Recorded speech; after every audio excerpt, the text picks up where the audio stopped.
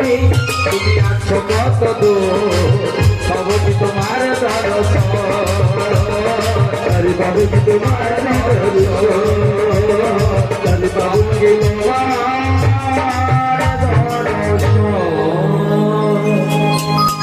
বলি অবিনদী ও নাবিক মণিকে যতই ডাকি আসবে না, কারণ যে যার যুগে যুগে অবতার।